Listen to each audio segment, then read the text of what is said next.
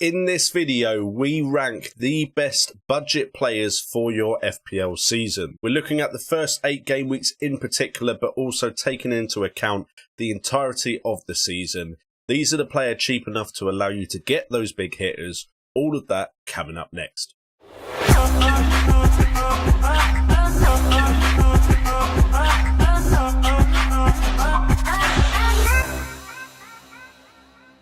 What the flock is going on? Welcome to FPL Today, and thank you so much for joining me on the channel as we go through the best players on a budget for your FPL sides.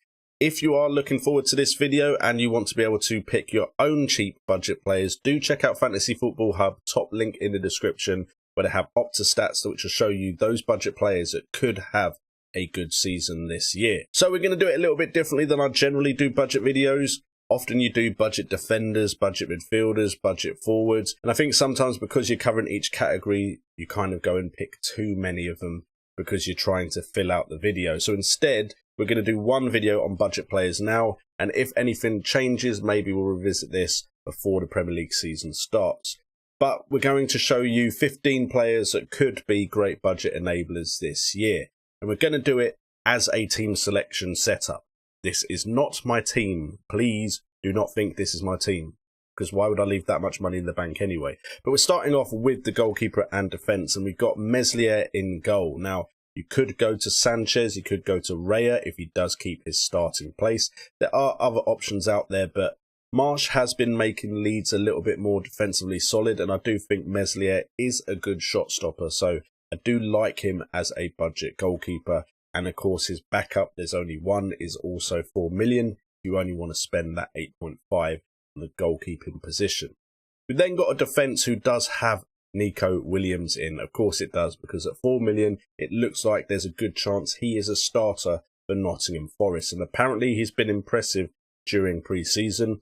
We'll go over more of that in a future pre-season update video. But he looks like he could be a very good shout. And who knows, Forest could have a good first year in the Premier League, so he could benefit from that.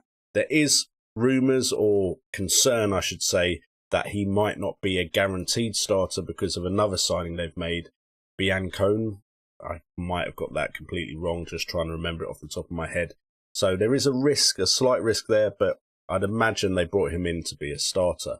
We then got White from Arsenal, but this could be Tomiyasu, and it could be any of the Arsenal defenders that start. There is concerns of injuries with White and Tomiyasu, so you could see other players starting in this role, but they have plenty of 4.5 million options. It's kind of to get that Arsenal coverage because their fixtures are so good at the beginning of the season. We've got Diogo Dallo as well from Manchester United. He has looked good during pre-season and could potentially be the nailed-on right-back in Ten Hag's new look Manchester United. And he did show in spurts that he is a very progressive, forward-thinking fullback.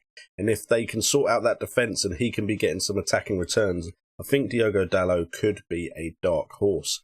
And then we've also got Johnny. He did suffer from a pretty serious injury, but is coming back now to fitness. And he looked good at times last year. He was around when Doherty was also bossing it at the other side of that Wolves defence. And Johnny could carry on from where he left off back then. So I do think he could be a great shout as well. Wolves, though, maybe not the best fixture-wise, but I do just think season long he could be a decent shout for that £4.5 million slot. We then move on to the midfield, and we have some more Man United players and some more Wolves players. But first off, we start with Wissa, who at 5.5 million for Brentford did show a lot of promise at the end of last season and has been doing good in the pre-season so far for Brentford. So Wissa could be a little dark horse there for Brentford, who do have decent fixtures for the beginning of the season. We've also got Pereira at 4.5 million. It looks like he could be on set pieces for Fulham, which would be a massive boon for him at 4.5 million pounds in price. Of course, Fulham may struggle like they have done historically in the Premier League when they get promoted, but Pereira is definitely a good budget enabler. Anyone that's on set pieces at 4.5 million pounds in midfield is a decent shout. We've still got Neto there at 5.5 million. That's because I didn't really fancy anyone above him, although I've kind of cooled down on Neto compared to what I was thinking of him at the beginning of... I think Wolves aren't exactly the most attacking threat out there, but Neto definitely showed some great numbers when he was fully fit for Wolves before that injury.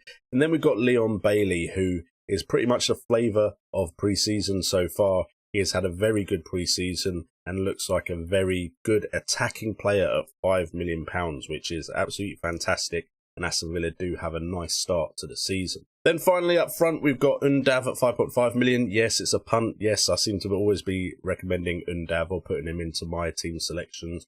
But I think if he is the starting striker for Brighton, Brighton can create a lot of chances. They've just always suffered with not having someone that's really putting them away clinically.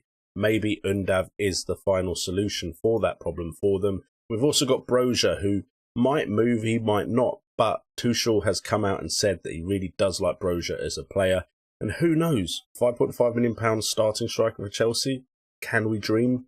If that does happen, that would be absolutely amazing. And I think Brozier would be in most people's teams if we see any sign of that early on in the season. And then some honourable mentions on the bench. We've got Dean Henderson and Nottingham Forest. He's a great shot stopper. He did fantastic when he went on loan to Sheffield United when they first came up to the Premier League. So Henderson at 4.5 million could be an absolute steal. Kufau at 4.5 million at West Ham. He's an attacking wing-back. West Ham's fixtures aren't that amazing, but I wasn't overly sold on anyone else, although I would like the looks of Brentford's defenders. If you aren't going Raya, the likes of Janssen could be considered. You've got De Silva, again, another Brentford player. I'm liking the look of De Silva, and I'm wondering if he does get into that starting 11 for Brentford, he could be a really sneaky pick as well. And then finally, Greenwood. It's really hard to find a cheap striker, especially at that 4.5 million price. Although Archer has done well during pre-season, he's another Aston Villa player. He's been scoring some goals. Is he going to get into the starting 11 over the likes of Ings and Watkins?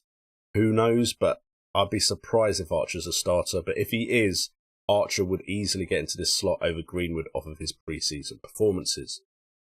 Anyway, guys, that is it for this video. So if you have enjoyed it, please help the channel out by hitting that like button. It really does help us out. Get involved in the comments down below if you think I missed any budget player that we should really be thinking about. Do check out Fantasy Football Hub if you want OPTA stats and articles similar to these videos that I do. So finally, all there is to say is I've been J&O. This has been FPL Today, and remember, it's all about the game.